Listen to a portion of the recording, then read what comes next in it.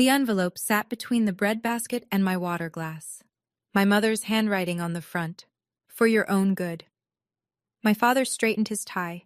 My sister aimed her phone at my face. $47,000 I'd sent them over 3 years. And this was the thank you note. They expected tears. They expected begging.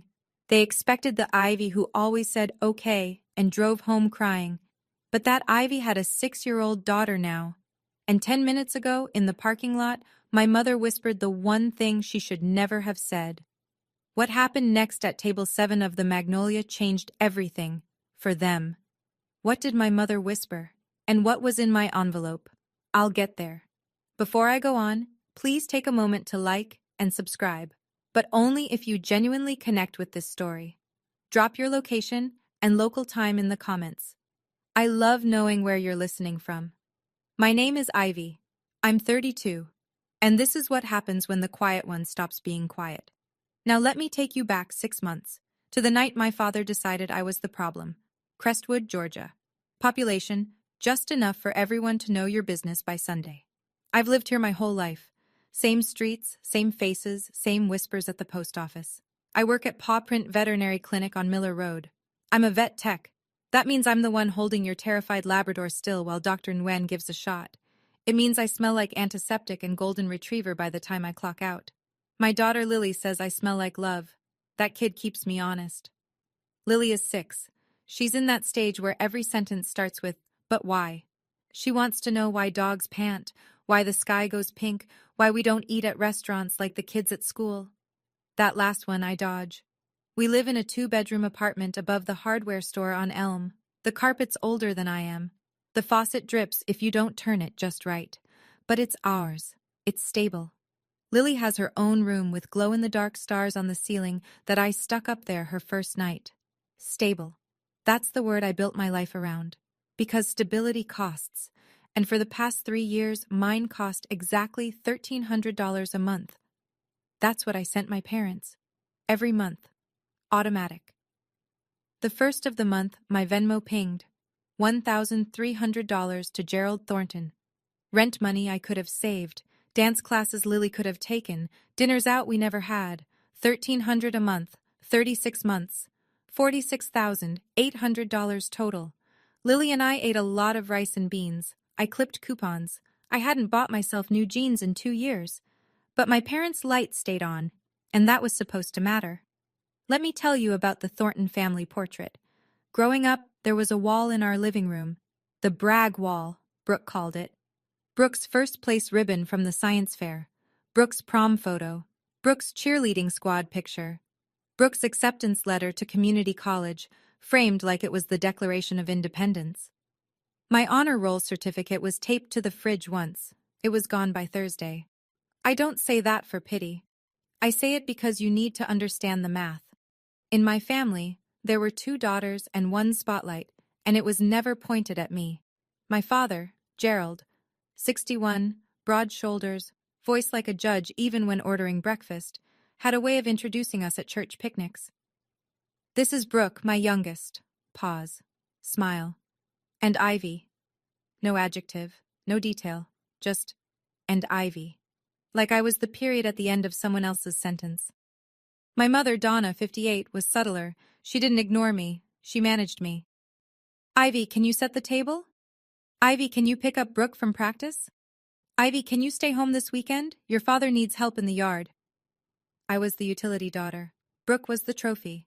And Brooke, 4 years younger, 28, blonde, loud, confident in the way people are when they've never been told no.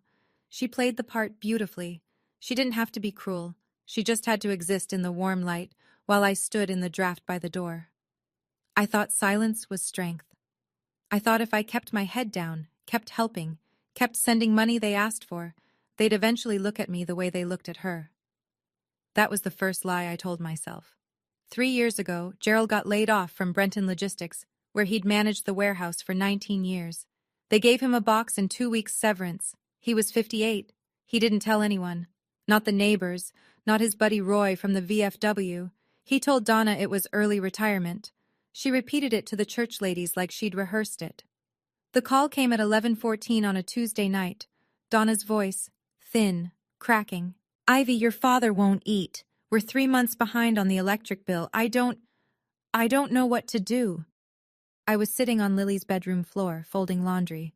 Lily was 3 then, sleeping hard, arms thrown wide like she owned the whole mattress. How much, Mom? 1,300 would cover the bills and groceries, just this month.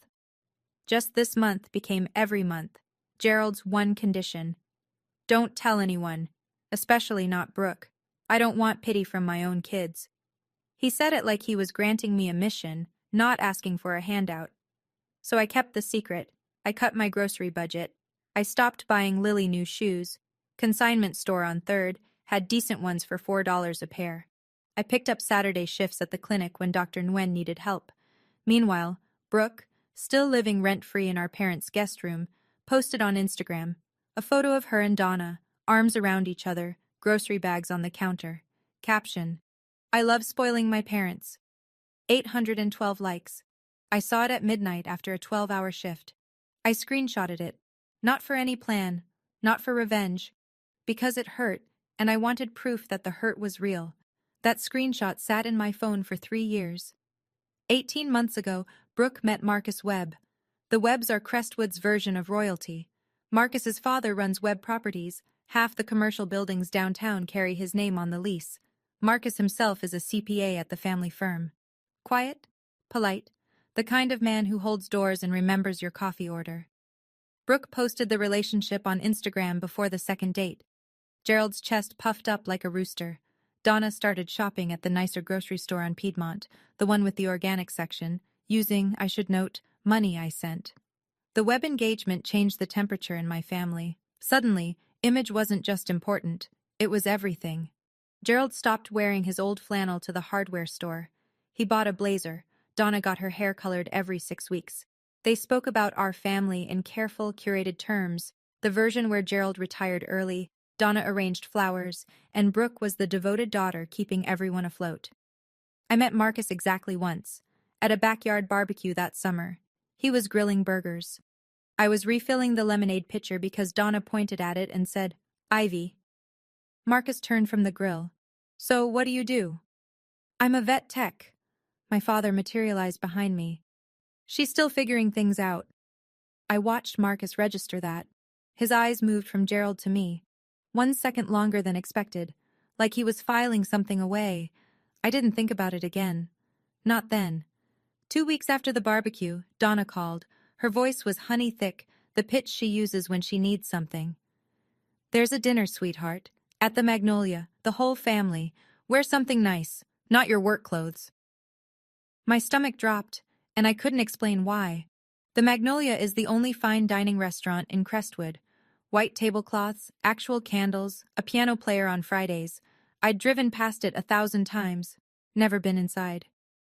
Why the Magnolia? I asked. The Webbs want to see us together before the wedding. United. Donna stretched that word like taffy. It's important, Ivy. United. The last time my mother used that word, she needed me to co-sign Gerald's truck lease. I said yes then. I had a feeling this dinner would cost more. When? Saturday, 7:30. I already made the reservation. Notice she didn't ask if I was free.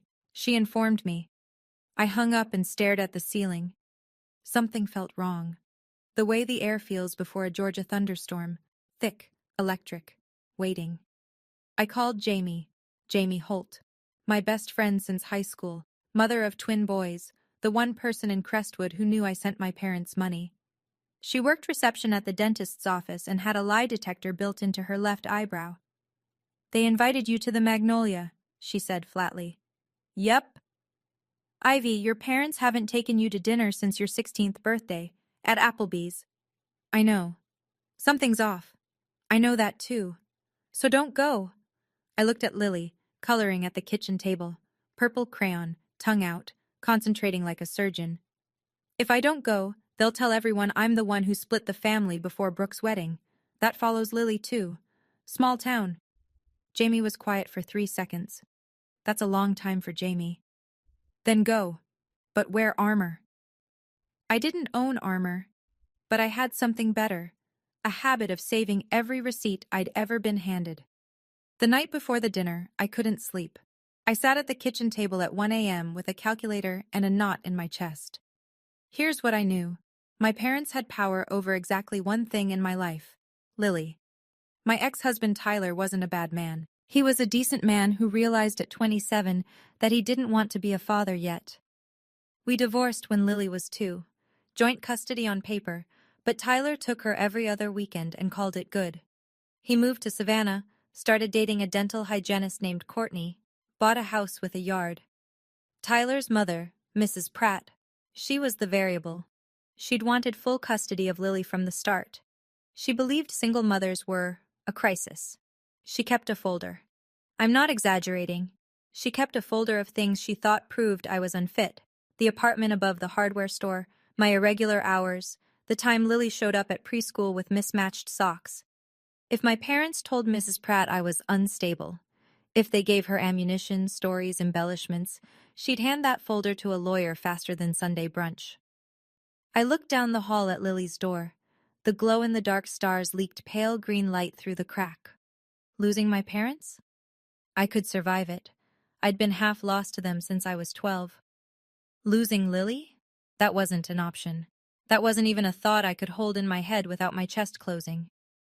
So I made a decision. Go to the dinner. Stay calm. Sign whatever they put in front of me. Keep the peace. Protect Lily. That was the plan. But plans change when your mother says your daughter's name like a weapon, and mine was about to.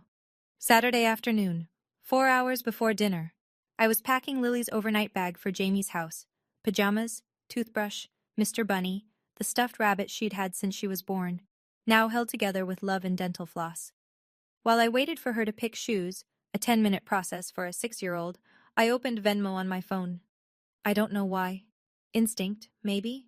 Or the feeling that I should know exactly where I stood before walking into whatever was waiting at table 7. I scrolled. January, February, March, all the way back. 36 months of green arrows pointing away from my checking account. 1,300 here, 1,300 there, an extra 500 in December. For Dad's prescription, Donna had texted at 2 a.m. I added it up twice. $46,800. $46,800. I set the phone on the counter and stared at the number like it was someone else's life. That money was dance classes. It was a better apartment. It was a savings account for Lily's future. Instead, it kept Gerald's lights on and Donna's hair appointment funded. I should have closed the app. I didn't. I opened Instagram. Brooke's grid was pink and gold, curated like a boutique window. And there, posted yesterday, the newest photo. Brooke hugging Donna, grocery bags on the counter. Caption: 3 years of making sure my parents never worry. Family first. 847 likes. Marcus had left a heart emoji. I scrolled to the comments. Someone wrote, "You're such an amazing daughter." And underneath, my mother's reply, "I'm so blessed to have you, Brooke. You're my rock." My rock. I screenshotted everything. Then I opened my laptop printer. I wasn't planning revenge, but I was done planning to cry. 7:28 p.m. The Magnolia's parking lot was half full. I recognized Gerald's truck, freshly washed. Unusual for a man who hadn't washed it in 6 months. Brooke's white Kia sat 2 spots over, a Web Properties bumper sticker on the back that I was sure Marcus didn't put there. I checked my reflection in the rear view. Dark blouse, clean jeans, the only pair without a bleach stain. Hair straight, no fuss. I didn't look like a woman about to be ambushed. I looked like a woman picking up takeout. In my bag, under my wallet, a manila envelope. Thin, light, heavy enough to end 3 years of silence. I walked in. Table 7, near the window. Candles lit, bread basket centered, water glasses already filled. The piano player in the corner was working through something soft and forgettable.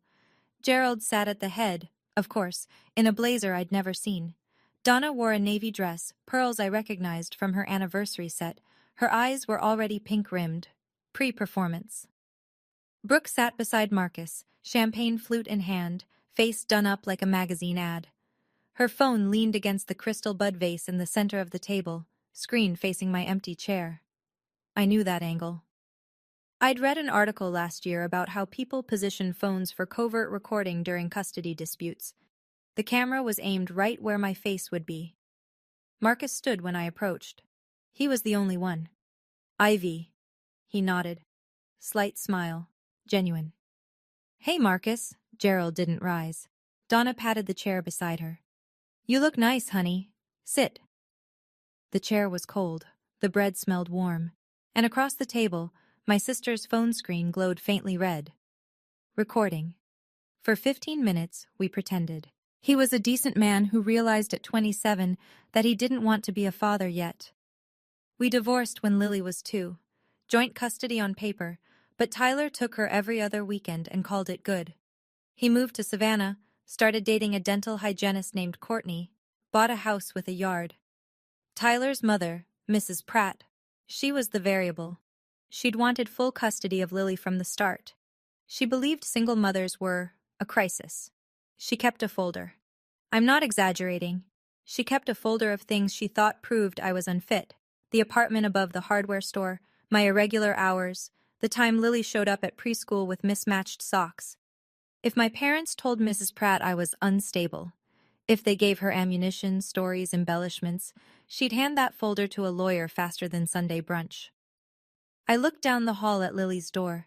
The glow-in-the-dark stars leaked pale green light through the crack. Losing my parents? I could survive it. I'd been half lost to them since I was 12. Losing Lily?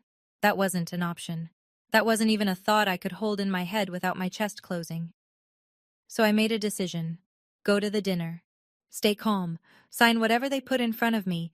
Keep the peace. Protect Lily. That was the plan. But plans change when your mother says your daughter's name like a weapon, and mine was about to. Saturday afternoon, 4 hours before dinner. I was packing Lily's overnight bag for Jamie's house. Pajamas, toothbrush, Mr. Bunny, the stuffed rabbit she'd had since she was born, now held together with love and dental floss. While I waited for her to pick shoes, a 10-minute process for a 6-year-old, I opened Venmo on my phone. I don't know why. Instinct, maybe? Or the feeling that I should know exactly where I stood before walking into whatever was waiting at table 7. I scrolled. January, February, March, all the way back. 36 months of green arrows pointing away from my checking account.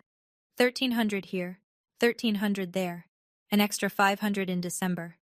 For Dad's prescription, Donna had texted at 2 a.m. I added it up twice. $46,800. $46,800. I set the phone on the counter and stared at the number like it was someone else's life. That money was dance classes. It was a better apartment.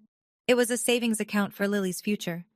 Instead, it kept Gerald's lights on and Donna's hair appointment funded. I should have closed the app. I didn't. I opened Instagram. Brooke's grid was pink and gold, curated like a boutique window. And there, posted yesterday, the newest photo. Brooke hugging Donna, grocery bags on the counter. Caption: 3 years of making sure my parents never worry. Family first. 847 likes. Marcus had left a heart emoji. I scrolled to the comments. Someone wrote, "You're such an amazing daughter." And underneath my mother's reply, "I'm so blessed to have you, Brooke. You're my rock." My rock. I screenshotted everything. Then I opened my laptop printer. I wasn't planning revenge. But I was done planning to cry. 7:28 p.m. The Magnolia's parking lot was half full. I recognized Gerald's truck, freshly washed. Unusual for a man who hadn't washed it in 6 months. Brooke's white Kia sat 2 spots over, a Web Properties bumper sticker on the back that I was sure Marcus didn't put there. I checked my reflection in the rear view. Dark blouse, clean jeans, the only pair without a bleach stain. Hair straight, no fuss. I didn't look like a woman about to be ambushed. I looked like a woman picking up takeout. In my bag, under my wallet, a manila envelope. Thin, light, heavy enough to end 3 years of silence. I walked in. Table 7, near the window. Candles lit, bread basket centered, water glasses already filled. The piano player in the corner was working through something soft and forgettable. Gerald sat at the head, of course, in a blazer I'd never seen. Donna wore a navy dress, pearls I recognized from her anniversary set. Her eyes were already pink-rimmed. Pre-performance. Brooke sat beside Marcus, champagne flute in hand, face done up like a magazine ad. Her phone leaned against the crystal bud vase in the center of the table, screen facing my empty chair. I knew that angle. I'd read an article last year about how people position phones for covert recording during custody disputes. The camera was aimed right where my face would be. Marcus stood when I approached. He was the only one. Ivy. He nodded. Slight smile. Genuine. Hey, Marcus. Gerald didn't rise. Donna patted the chair beside her. You look nice, honey. Sit. The chair was cold. The bread smelled warm. And across the table, my sister's phone screen glowed faintly red. Recording. For 15 minutes, we pretended. Gerald asked Marcus about a property deal on the south end of town. Donna complimented Brooke's earrings. Marcus asked me how work was going. I said fine. Nobody asked about Lily. The appetizers arrived. Shrimp cocktail, roasted beet salad, things I'd never ordered in my life because they cost more than my weekly grocery run. I ate one shrimp. It tasted like money I'd sent. Then Gerald cleared his throat. That sound. I'd heard it 1,000 times before report cards, before lectures, before every announcement that rearranged my life without my consent. The throat clear was his gavel. He reached into his blazer and produced a white envelope. Donna's handwriting on the front, careful cursive. For your own good. Ivy. Gerald set it between the bread basket and my water glass. Your mother and I have been thinking about this for a long time. Donna pressed her napkin to her eyes. On cue. Gerald opened the envelope himself, unfolded 2 typed pages. He read aloud, measured, rehearsed, like he'd practiced in the bathroom mirror. The letter said, due to irreconcilable differences in values and lifestyle, the family had decided to release Ivy from the obligations and expectations of the Thornton household. It said my personal struggles had created unnecessary tension ahead of Brooke's wedding. It said this was an act of compassion. The language was too clean for Gerald. Donna must have looked up templates online. Translation: we're cutting you off. Don't come to the wedding. Don't contact us. Disappear. Gerald placed the letter flat on the table, smoothed the crease with his palm, and set a pen beside it. We just need your signature, sweetheart. Sweetheart. He hadn't called me that since I was 9. I picked up the letter. Read it again, slowly this time. Not because I needed to understand it, but because I needed them to wait. Gerald's knee bounced under the table. I could feel the vibration through the floor.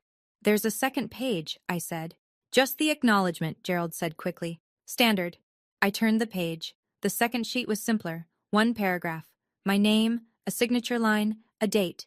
And above it, I, Ivy Thornton, voluntarily relinquish all familial ties and agree to have no contact with the Thornton family or its extended relations. Extended relations. That meant the Webbs. I set the page down. And if I don't sign? Gerald's jaw worked. Donna stopped dabbing her eyes. Ivy, Gerald said, don't make this harder than it has to be. That's not an answer, Dad. He leaned forward. If you don't sign, we'll have to protect Brooke's future. And ourselves. Donna turned to me. Her voice dropped, soft enough that Marcus, seated across the table, had to lean in to hear. Tyler deserves to know what kind of mother you really are. We've kept quiet long enough. There it was. Tyler, custody, Lily. I understood the architecture now. This dinner wasn't about releasing me, it was about silencing me. Sign the paper, vanish quietly. Or they'd call my ex-husband, his mother, and anyone who'd listen with stories about the unstable single mother who couldn't keep it together. Brooke lifted her champagne, sipped. Her eyes flicked to the phone leaning on the vase, still recording. Marcus sat motionless, fork halfway to his mouth, watching the scene like a man slowly realizing he walked into the wrong room. My mother whispered, "Think about Lily. Do the right thing. Think about Lily." She said my daughter's name the way you'd lay down a trump card, casually, like it cost her nothing, but it cost me everything. I looked at my mother, really looked. The pink-rimmed eyes, the trembling lip, the pearl necklace catching candlelight. A woman who'd texted me at 2 a.m. begging for $500, who'd called me crying about the water bill, who'd written, "You're the only one I can count on." and was now using my child as a bargaining chip in a restaurant she couldn't afford. Something inside me didn't snap. I want to be clear about that. Snapping is loud. This was quiet. This was a door closing, a lock turning. The last flicker of, maybe they'll change, going dark like a pilot light. Donna leaned closer. Her perfume, the same white diamonds she'd worn my entire life, filled the space between us. "Sign it, Ivy," barely audible. "Or I will personally call Tyler's mother and tell her you are an unfit mother. I have stories, and I will make sure Lily grows up knowing you chose pride over her." She pulled back, smiled, the satisfied smile of a woman who believes the game is already won. I straightened my back, breathed in, breathed out. Under the table my hands were shaking, but not from fear, from something older, hotter, and far more patient. I thought about my bag on the floor beside my chair, the manila envelope inside. She had radar for drama the way dolphins have sonar. Donna reached for Gerald's arm. "Gerald, lower your voice, people are watching." "She's deflecting." Brooke's voice cut in, sharp and practiced. "This is what she does, Dad. She makes everything about herself." Brooke turned to Marcus with the expression she'd perfected since childhood, the wide-eyed, hurt but brave face. "I'm sorry you're seeing this. She's always been like this." Gerald followed up, pivoting to Marcus like a salesman closing a deal. "Marcus, I apologize for the disruption. Ivy has always been dramatic. This is exactly why we had to make this decision." Marcus said nothing. His water glass sat untouched. His eyes moved between Gerald and me with the focused stillness of a man running calculations in his head. I watched Mrs. Patterson lean toward her husband. Her lips moved. I didn't need to hear the words. In Crestwood, witnesses were permanent. Gerald tapped the pen against the letter. "Sign it, Ivy. Let's put this behind us and enjoy the rest of the evening." His voice was calm again, controlled, the patriarch restoring order, but his hand was shaking, just barely. The pen trembled against the tablecloth. I noticed. Marcus noticed. And Brooke, too busy checking her phone angle, missed everything. Donna decided it was her turn. She placed both palms flat on the table, a gesture of sincerity she'd used at every church fundraiser, every PTA meeting, every moment she needed people to believe she was the reasonable one. "Marcus, honey," her voice trembled perfectly, "I need you to understand something about our family." Marcus's jaw tightened, but he listened. "Ivy has struggled her whole life. She never finished college. She works with animals." The way she said it, like I cleaned sewers. "She couldn't keep her marriage together. We tried. Lord knows we tried. But we can't let her instability affect Brooke's future, or yours." Each sentence was a blade, delivered with a mother's concerned smile. I sat still, but inside, I was running the math on every word. Never finished college, because Donna had asked me to drop out when Gerald needed knee surgery. "Just one semester, honey. We need you home." That semester became 2. Then I got pregnant. Then it was over. Couldn't keep her marriage. Donna had introduced me to Tyler at a church social, pushed the wedding, planned the reception. When he left, she said, "Some women just aren't meant for marriage." Works with animals. I held someone's dying dog last Tuesday at 3 a.m. and called the family myself. But sure, just animals. Marcus set his fork down, quietly. "Brooke told me Ivy chose to leave school," he said. "That's right," Donna said quickly. "She also told me your dad's surgery was minor, outpatient." Donna's mouth opened, closed. Marcus looked at Brooke. "You said it was arthroscopic. No big deal." Brooke's champagne glass was suddenly fascinating. She turned it slowly, bubbles rising. "That's not... It's more complicated than..." "Is it?" Marcus asked. The piano player started a new song. Nobody at our table heard it. Brooke panicked.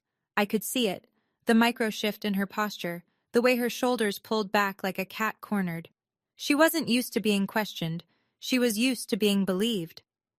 "Ivy," Brooke abandoned the soft voice. "Just sign the letter. Don't make this ugly." "What happens if I don't?" Brooke picked up her phone, held it up, screen toward me, not even pretending anymore. "I've been recording this entire dinner." Her chin lifted. "If you don't cooperate, I'll send this to Tyler's lawyer. A mother having a public meltdown at a restaurant?" She tilted her head, faux sympathetic. Not a great look in custody court. The table next to us went quiet. Mrs. Patterson's fork hovered midair. I haven't had a meltdown, I said. Brooke smiled. Not yet. But you will. You always do. Gerald tapped the pen on the table twice. Sign the paper, Ivy. Last chance. Donna leaned close enough that I could feel her breath on my ear. Think about Lily. There it was again. Lily's name. The weapon. 3 of them, eyes locked on me, waiting for the crack. The quivering lip. The wet eyes. The footage Brooke needed. Marcus sat frozen. He looked like a man watching a car wreck in slow motion, wanting to intervene but not knowing which wire to cut. I breathed in, held it, let it go. Then I reached under the table, into my bag. My fingers found the manila envelope, smooth, cool. I'd sealed it with a single piece of tape at 4:30 that afternoon, sitting at my kitchen table while Lily drew unicorns in the next room. I brought it up and placed it on the tablecloth, right next to their letter. My hands didn't shake. Gerald stared at the envelope like I'd placed a live grenade beside the shrimp cocktail. What is that? I peeled back the tape. Calm. The way I open supply packages at the clinic, efficient, no drama. You brought your envelope, I said. I brought mine. Donna's hand moved toward her pearls. Brooke lowered her phone an inch. Marcus leaned forward, the first movement he'd made in minutes. 3 years of receipts, I said. I reached inside and pulled out a stack of printed pages. White paper, black ink, my old inkjet's slightly faded font. Not fancy, not legal, just true. The first page, a Venmo transaction history. My name at the top, Gerald Thornton at the bottom. 36 entries in a neat column, each one dated, each one for $1,300. A handful for more. $1,800 in December, $1,500 in March when the furnace broke. Total at the bottom. I'd circled it in red pen. $46,800. I held the page up. Not high, not like a protest sign. Just enough that Marcus could read it across the table. Just enough that Mrs. Patterson, craning her neck one table over, could see numbers. 36 payments, I said, voice level. $46,800. From my checking account to yours. Gerald's mouth opened. No sound came out. Like someone had unplugged his speaker. Donna's pink-rimmed eyes went wide, real this time. Not performance. Pure fear. Brooke set her champagne down so hard the stem wobbled. I placed the page flat on the table, beside their disownment letter. Side by side. Their fiction. My math. Should I keep going? I asked. Because I have 2 more pages. Nobody said no. Nobody said anything at all. I pulled out the second page. Printed text messages, time-stamped, complete with Donna's contact name at the top. Mom. November 15th, I read. 11:47 p.m. From Mom. I glanced at Donna. She looked like she'd swallowed her pearls. Ivy, please, the water bill is $340. Dad won't ask, but we're desperate. Don't tell Brooke, she'll worry. Ivy, Donna started. I turned the page sideways so Marcus could see the screenshot. Date, time, sender, all there. January 3rd, 2:08 a.m. From Mom. Can you send $500 extra this month? Dad needs his prescription refilled. You're the only one I can count on. Donna's hand shot across the table. Give me that. I pulled the page back. Not fast, slow, deliberate, like removing a bandage. March 19th, 1:14 a.m. Ivy, the mortgage company called again. I'm so scared. Please don't tell your father I texted you this late. Gerald turned to Donna. His face had gone from white to gray. You texted her at 1 in the morning? Gerald, I was scared, Every month, I said. For 3 years. At midnight, at 1, at 2 a.m. While Lily was sleeping and I was awake doing the math on whether I could afford both groceries and your electric bill. Marcus pulled the Venmo page toward him. He studied it the way accountants study things, line by line, number by number. Then he looked up at Brooke. You said you were paying their bills. Brooke's face went red, not embarrassed red, caught red. She's exaggerating. I helped too. How much? Marcus asked. Simple. Quiet. How much did you send them, Brooke? The piano played on. Brooke didn't answer. She didn't have a number, because the number was 0. I laid down the third page. The last one. A color printout. Brooke's Instagram post from 2 days ago. The photo. Brooke and Donna, arms around each other, grocery bags artfully arranged on the kitchen counter. The caption, in Brooke's signature bubbly font. 3 years of making sure my parents never worry. Family first. I placed it next to the Venmo records. This, I said, pointing to the Instagram post, is what she told the world. I moved my finger to the bank records. This is what I actually paid. The 2 pages sat side by side like a split screen. Fiction on the left, $46,800 of truth on the right. Marcus stared at both pages. His expression didn't twist into anger. It settled into something worse. Disappointment. The quiet kind. The kind that means someone has finished recalculating who you are. He turned to Brooke. Which part should I believe? He asked. The Instagram caption? Or 36 bank transfers? Marcus, baby, I can explain. Which part? He repeated. The part where you took credit for your sister's money?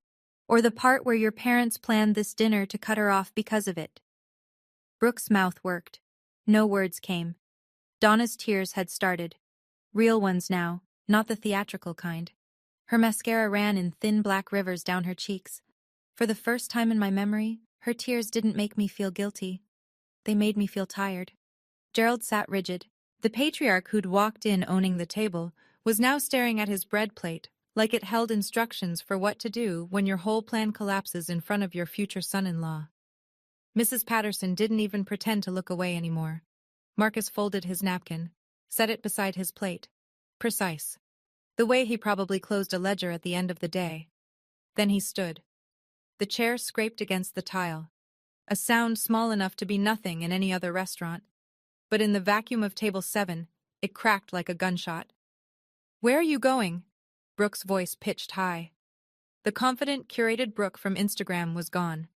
This Brooke sounded 20 years younger and twice as scared. Home, Marcus said. My home. I need to think.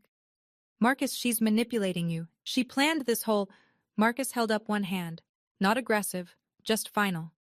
Brooke. He spoke the way you'd speak to someone you were very tired of protecting from themselves. Your sister just showed me 36 months of bank records. You showed me an Instagram caption. He paused. I know which one I believe. He looked at me.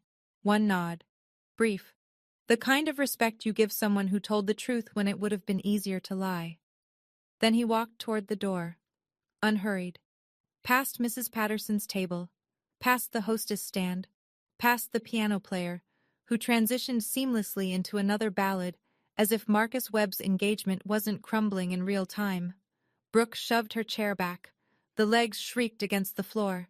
She grabbed her clutch and ran after him, heels clicking rapid fire on the stone, champagne glass abandoned, phone forgotten on the table, still recording, still pointed at my chair. Gerald and Donna and I sat in the wreckage. Their disownment letter lay open. My receipts lay open beside it. The candle flickered between them like a referee unsure which side to call. Nobody in the restaurant moved. Then, a fork clinked. A glass was set down. Life resumed, but not at table 7. I gathered my pages, stacked them, tapped the edges even against the table, the same motion I used to square up patient charts at the clinic. Neat, orderly. I slid them back into the manila envelope. Gerald spoke first. His voice was hoarse, like he'd swallowed sand. You just ruined your sister's engagement. I looked at him, my father, the man who'd introduced me as an afterthought for 32 years. No, I said. Brooke's lies ruined her engagement. I just stopped lying for her. Donna's hands were flat on the table, mascara streaked, pearls rising and falling with shallow breaths. After everything we've done for you, you've done nothing for me, Mom. I said it without heat, without spite, like reading a lab result.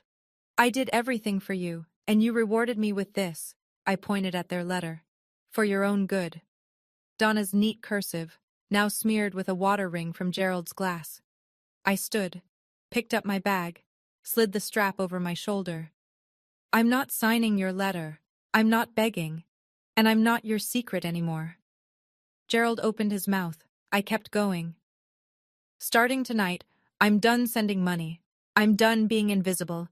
And if either of you contacts Tyler or his mother about Lily, if you say one word about my fitness as a parent, these records become a public conversation, not a private one. I pushed my chair in, quietly, no scraping. I hope you find a way to pay your own bills. I did it for 3 years on a vet tech salary while raising a daughter alone. I'm sure you'll manage. I didn't raise my voice. I didn't slam anything. I didn't give Brooke's still recording phone a single frame it could use. I just walked away from table 7. The walk from table 7 to the front door was maybe 30 feet. It felt like 30 miles. I passed Mrs. Patterson's table. She looked up at me. Not with pity, not with gossip hunger. With something that looked a lot like a nod, small, firm, the kind you give someone who just did a hard thing without flinching. I kept walking. Near the hostess stand, a hand touched my arm. I flinched, instinct, then saw the face. Dan Holloway, the Magnolia's manager. Tall, red-haired, perpetually worried-looking. 15 months ago, he'd brought his Beagle Biscuit into paw print at 11 p.m. on a Saturday. Bloat, the stomach twisted, life-threatening. I stayed 3 extra hours that night. Biscuit pulled through. Dan had sent a card that read, "You saved my best friend." "Ivy," Dan kept his voice low, "your check tonight is on the house." "Dan, you don't have to." He shook his head once. "Biscuit says thank you." I almost lost it right there. Not because of the free dinner, because in a restaurant where my family had just tried to erase me, the man whose dog I'd saved at midnight remembered my name. That's the thing about small towns. They see everything, and sometimes what they see is you. I pushed through the front door. The Georgia night hit me, warm, humid, smelling like fresh-cut grass from the church lawn across the street. Crickets, a distant dog barking, the ordinary sounds of a world that hadn't ended, even though something inside me had. I made it to my car, sat down, closed the door, and I cried. Not the tears they wanted, the broken, begging kind. These were the other ones. The kind that come when you finally set something heavy down after carrying it for 3 years. Relief. That's what relief tastes like. Salt and silence. I drove to Jamie's house. 9:07 p.m. Porch light on. Cartoon sounds leaking through the screen door. Jamie opened up before I knocked. She had that look. The one where she'd been sitting by the window watching for headlights. That bad? That good, actually. Her left eyebrow climbed, the lie detector engaged, but she let it go. "Mommy!" Lily came barreling down the hallway in her unicorn pajamas, sock feet sliding on the hardwood. She hit my legs like a tiny wrecking ball and wrapped both arms around my knees. "Mommy, Jamie let me eat 2 popsicles." "2? That's very serious." And I watched the one with the fish. Nemo. He finds his dad. "I know, baby." I crouched down and pulled her in. Her hair smelled like kid shampoo and strawberry ice cream. Her arms tightened around my neck with the ferocity of someone who doesn't know the world is complicated yet. Over Lily's shoulder, Jamie mouthed, "You okay?" I nodded. "I'll tell you everything tomorrow, but tonight, I just need to hold her." Jamie squeezed my arm at the door. "Whatever happened at that restaurant, you did the right thing, I can tell." "How?" "Because you're not crying and you're not apologizing. That's new." She wasn't wrong. I buckled Lily into her car seat. She was asleep before I turned onto Elm Street, out cold, head tilted, Mr. Bunny clutched in one fist. I checked the rearview mirror. No headlights following me. I checked my phone at a red light. No texts from Gerald. No calls from Donna. No voicemail from Brooke. For the first time in 3 years, my phone was silent. I drove home in the quiet, and the quiet felt like mine. Sunday morning. Lily ate cereal at the kitchen table and drew a picture of Biscuit. She'd met Dan's beagle once at the clinic and decided they were best friends. I poured coffee, sat across from her, opened my phone. First call, the legal aid office at the county courthouse. A woman named Rebecca answered, voice like warm sandpaper. If my parents contact my ex-husband and make false claims about my fitness as a mother, what are my options? Rebecca didn't blink. I imagine she hears variations of this question every Monday. Document everything. Save texts, voicemails, any communication. If it escalates to harassment, you can petition for a protective order. Do you have evidence of the threats? My sister recorded the dinner where they said it. A pause. She recorded herself making threats? She recorded me, but she got them too. Keep copies of everything. If your ex files any motion based on their claims, those recordings and financial records will speak for themselves. I thanked her, hung up, wrote down her name and number on the notepad by the fridge, the one Lily had decorated with dinosaur stickers. Second action. I opened Venmo, found the recurring payment to Gerald Thornton. 36 months of automatic transfers stared back at me. I pressed cancel. One tap. The thing that had cost me $46,000, 3 years of ramen dinners, and every pair of new jeans, gone in one tap. Third action. One text message. To Gerald. I love you both, but I will not be used anymore. Do not contact Tyler. Do not contact me unless it's to apologize, a real one. I set the phone face down on the table. Lily looked up from her drawing. Mommy, do beagles like cereal? Probably, baby, but it's not good for them. Oh, like too much candy? Exactly like that. I want to step out of the story for a second. After I sent that text, I sat at the kitchen table staring at my phone for 20 minutes, waiting, watching the screen. Nothing. No reply from Gerald, no reply from Donna, just Lily humming and coloring across from me. And honestly, I don't know if the silence hurt more or less than the dinner. Here's what I keep going back and forth on, and I want your take. Do you think my parents were always like this? Were they always the kind of people who'd use a grandchild as leverage? Or did the money pressure and Brooke's wedding change them into something they weren't before? Because some nights I think I lost them at that restaurant, and other nights I think I never had them to begin with. Drop your honest opinion in the comments. I read every single one, and your perspectives help me more than you know. All right, let me tell you what happened in the weeks after that dinner. Crestwood is a small town with a long memory. I didn't say a word to anyone. I didn't have to. Mrs. Patterson went to her Tuesday Bible study. By Wednesday afternoon, the story had migrated from the Baptist church to the hair salon on Main to the checkout line at Garner's Market. I know because Jamie texted me a play-by-play with the precision of a war correspondent. Linda at the salon says Donna's been sick all week. Tuesday. Roy from the VFW asked Gerald at coffee if his daughter really paid his bills for 3 years. Gerald left before finishing his cup. Thursday. Brooke deleted her Instagram. Friday. Donna didn't show up at the flower shop for 4 days. When she returned, her co-worker Helen, who'd seen the Instagram post, who'd liked it, who'd commented, "Mother-daughter goals," looked at her across the arrangement counter. "Donna, I had no idea Ivy was the one helping you. You must be so grateful." Donna didn't answer. She trimmed the stems of a dozen roses and said nothing for the rest of the shift. Gerald tried to hold his ground. He went to his usual booth at Clyde's Diner for Saturday breakfast. 2 men he'd known for 20 years sat down across from him. "Gerald, heard your oldest has been supporting you folks for a while now. That's a good kid you raised." Gerald put a 5 on the table and walked out with his eggs untouched. "I didn't orchestrate any of this. That's the thing about truth in a small town.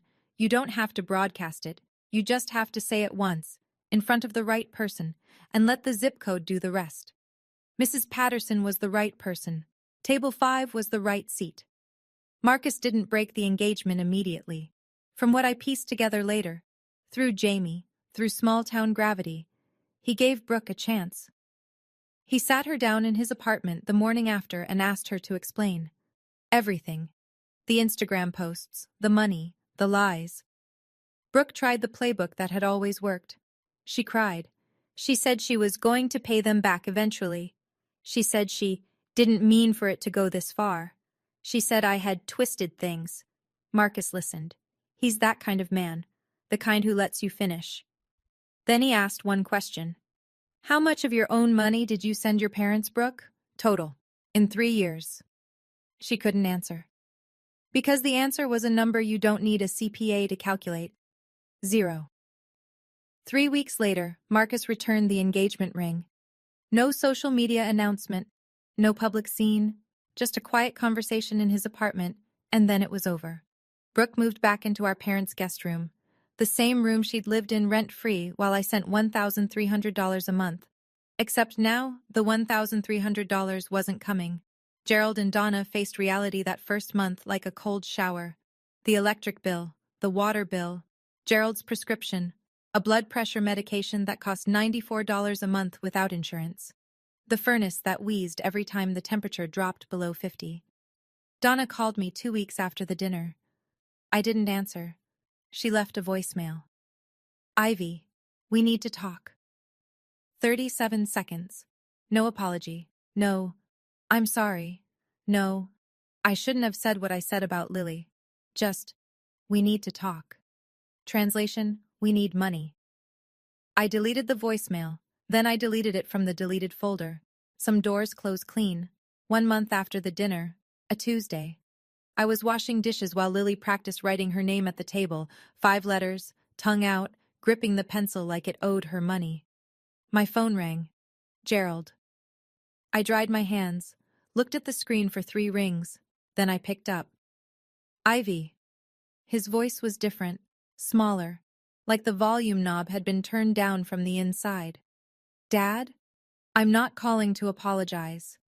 Okay. A long breath, the kind that carries weight. The power's going to be shut off Friday. I know. Can you? No. Silence. Not the aggressive kind from the restaurant. The tired kind. The kind that lives in a house where the lights might go out. Then Gerald said something I never expected. You were always the strong one, Ivy. I just didn't want to admit it. I leaned against the counter, closed my eyes.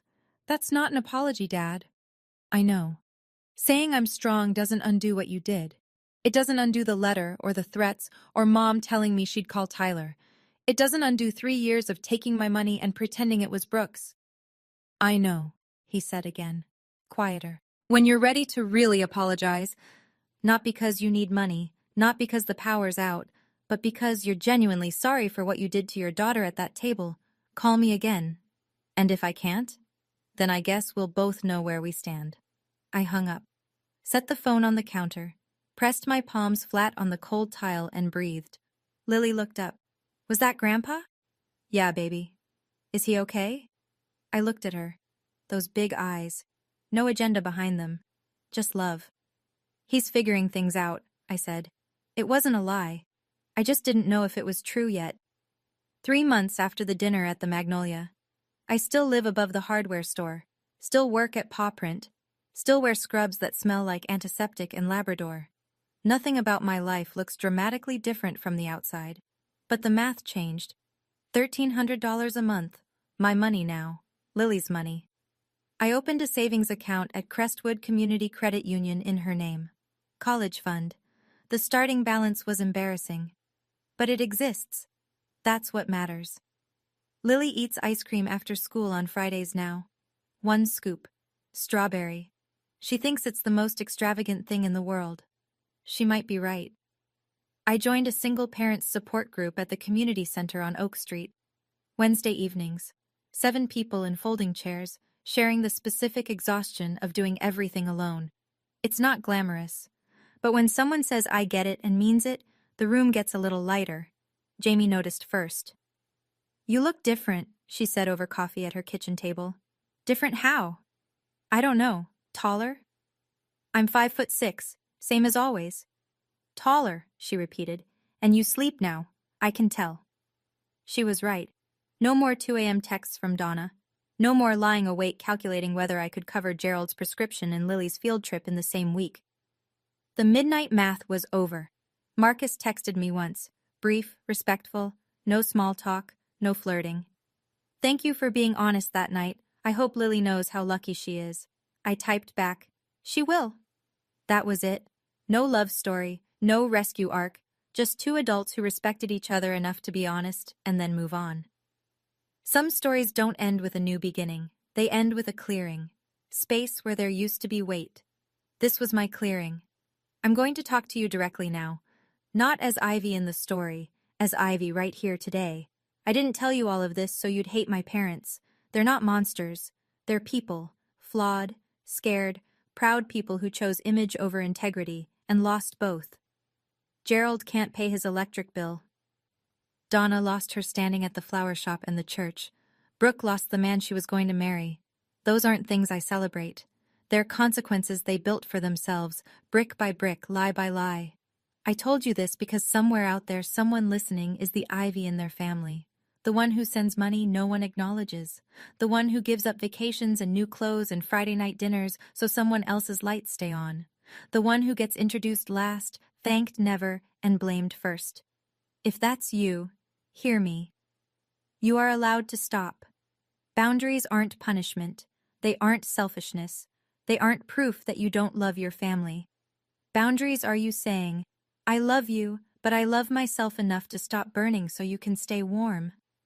I know that's terrifying. I know the guilt feels like a physical thing, like a hand on your chest. I know because I felt it at table 7 with a pen in front of me and my mother's perfume in the air. But I also know what the other side feels like.